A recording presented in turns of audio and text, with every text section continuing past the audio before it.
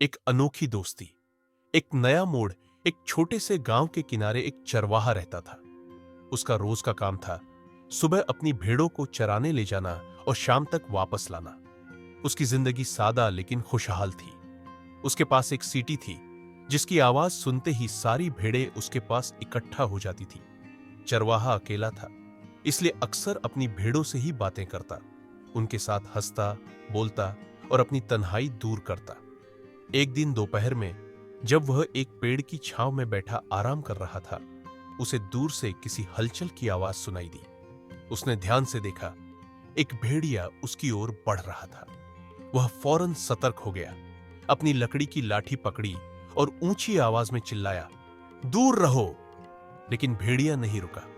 चरवाहे का दिल जोर जोर से धड़कने लगा, पर उसने हार नहीं मानी। वह दौड़कर अपनी भेड़ों को एक तरफ जमा करने लगा।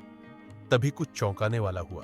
भेड़िया अचानक रुक गया और बोला, डरो मत, मैं तुम्हें या तुम्हारी भेड़ों को नुकसान नहीं पहुंचाना चाहता।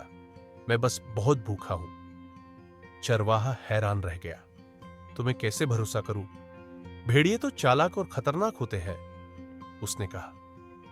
भेड़िया शांत स्वर में बोला, हर किसी की एक जैसी फितरत नहीं होती।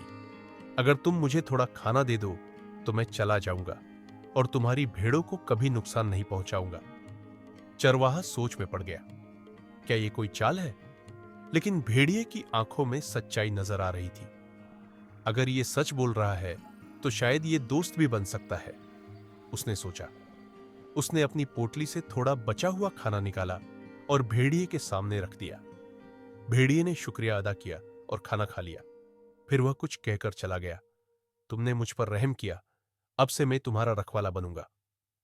इसके बाद रोज चरवाहा उसके लिए थोड़ा खाना रख देता और भेड़िया जंगल से आने वाले खतरों से भेड़ों की हिफाजत करता।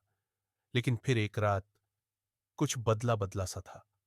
चरवाहे ने अगली सुबह देखा, उसके कुछ भेड़ें घायल थीं। ये कैसे हुआ? उसने खुद से पूछा।